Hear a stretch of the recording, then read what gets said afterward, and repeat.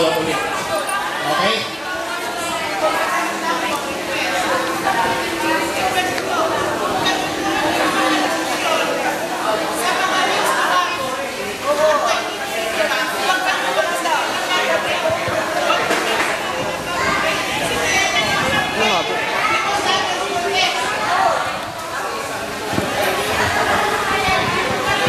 Excuse me lang po.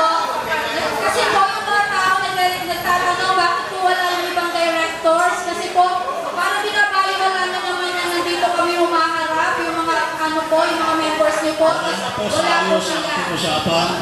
Kaya, Naayos na siya po. Ayun po ang ano eh. hindi na natin meeting ito. Nakikinig daw ang kami sana eh.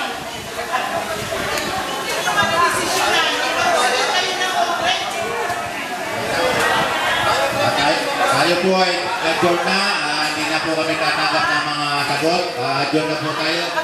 Kami po ay humihingi ng papanin sa inyo sa mga tumalog na hindi po namin kayang i-provide ang sinasabi nyo na sa rami po ng papeles na ito. Nakikita ninyo. Hindi ko alam kung paano. Ngayon, gumawa po kayo ng isang external audit na haharapin ko at pakikita ko po sa inyo ang financial flow ng ating subdivision. Para hindi na po masyadong magano. At sila na po magpapaliwanag sa inyo. Yung po kakampi ninyo.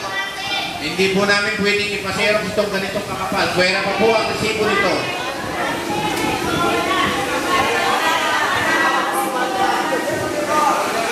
Kahit isang copy lang.